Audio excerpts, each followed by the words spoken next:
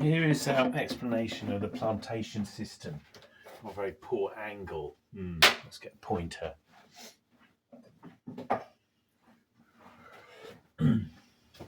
Our what you've considered to be an advanced civilization is actually a barbaric civilization based on the old banana oil plantation systems, where you had establishment rulers, monarchy, dictators, simple mine owners, plantation owners, controlling everything. Now, they found that merely beating these slaves in the lower part of the pyramid didn't work. That resulted in revolution. Revolution doesn't work. So they needed a different kind of control mechanism, and they came up with a contemporary control system, which you can call the watch. The slaves would buy their own shackles. They could choose them, make them out of any metal they like, silver, gold, platinum, but they were still just like the ball and shackle that their previous plantation slaves used to wear. The ball and shackle hurt, and that resulted in a revolution. The establishment got killed. So much cleverer now. They found actually they could start paying their slaves to beat up other slaves. They'd call them the police or the SS, whatever. That works great. If you keep this middle area, the pyramid, dumb, uneducated and lower class with no prospects of achieving anything in their lives, or even earning enough money to have a decent life, if you then pay those people more money than they could possibly imagine, they'll do anything. They'll be the SS, they'll beat up the lower slaves. Hence, this plantation system polices itself. Unlike the ball and chain slave system, they're still all slaves. They pay taxes, tariffs, anything you like. You sell them oil, you sell them bananas that they grew, you sell them the oil that they dug out of the ground. It's great. They're laughing at the top. Now, the problem with that is when there's no innovation dies out, because for this system to be maintained, the vast majority of the pyramid need to be dumbed down, uneducated. They need to be restricted from learning and discovering the nature of this plantation system, and thereby again overthrowing, as previously had happened with the ball and chain, overthrowing the establishment at the top. Now, there isn't just one establishment all over the world which they'd like to propose to these lower classes, because of course that's ludicrous. There are several establishments and they all fight amongst themselves. The American Empire, Chinese Empire, British Empire, Spanish, French empires, dictators, etc. They all fight amongst themselves, but they've all got their own plantation systems and are all pretty powerful depending on the size of the pyramid. The problem we face now, which they haven't foreseen, is a catastrophic change to planet Earth. They call it climate change. It used to be an ice age, now it's global warming. It's none of those. It's actually the reduction in the atmospheric oxygen as a result of stupid establishment choices, relying on fossil fuels, landfill, that rubbish. Too late to do anything about it. They're destroying the planet. So reduction of atmospheric oxygen isn't anything new. It's what wiped out the dinosaurs. They are much bigger animals.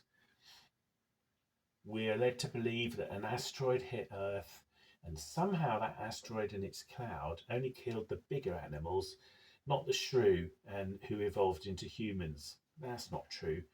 Probably mammals were a divergence from reptiles when the planet was colder, but clearly the only explanation for why small animals survived and big animals, 100-foot tall T-Rexes, didn't survive is a reduction in the atmospheric oxygen. And in fact, this is documented.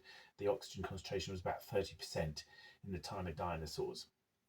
Have you got the idea also of, I'm going to just introduce the size of a brick. The size of a brick is something the average human can use. The megalithic structures, pyramids and such things all over the world, their brick size is way larger. We have huge foundation blocks today, which you can't live, but you can lift with equipment, maybe quarter of a ton. So the giants of pre-ancient time were 3 times the size of humans. So you could have 1.5 ton blocks. That doesn't really marry up because the ancient pyramids were sometimes made of 40-ton blocks. There's some unanswered questions in this theory. However, the point of this video is, if you accept the atmospheric oxygen reduction, which you can find independently researched all over the internet, although if you start asking questions about it, that information is likely to disappear from the internet because there is this anti-whistleblowing establishment agenda, like whips in politics, with removal of university funding, mechanisms like that, suppress that, or just the warning of sheer panic. If we all knew the world was going to end, we'd have 365 24/7 looting. This pyramid structure would collapse, not in the establishment's interest. So if for a moment you accept the prediction that atmospheric oxygen is going to reduce actually in the next 100 years, by 2100 we're going to be at 90.5%. Most humans are going to die. If only it were just the arseholes, but it's everyone. What would the establishment do? And what would, say, the billionaire rocket engineer do? Well, the establishment, they're not really very educated. So they believe that reducing the taxing on the atmospheric oxygen will leave more oxygen for them. That won't work. But they've invested in the 90s in biospheres, so they can survive in these biospheres, huge greenhouse niches. That's not much fun. So evolution always finds a way. There will be a tiny percentage of all animals that can survive at the reduced oxygen concentration. The establishment will go looking for those genes now. They won't have them in their bloodline. The chance they could have, but the chances of that are trillions and trillions to one. So they're going to spread an mRNA that is genetically engineered to try and somehow select this reduced oxygen concentration gene. That's what they're going to do. Now, the billionaire rocket engineer, he can't compete with the establishment. They're always going to fuck up the next thing.